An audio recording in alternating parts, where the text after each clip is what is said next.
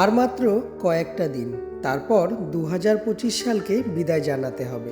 2025 সালটা কারো কেটেছে খুব কষ্টে, আবার কারো কেটেছে খুব আনন্দে। অপেক্ষা 2026-এর।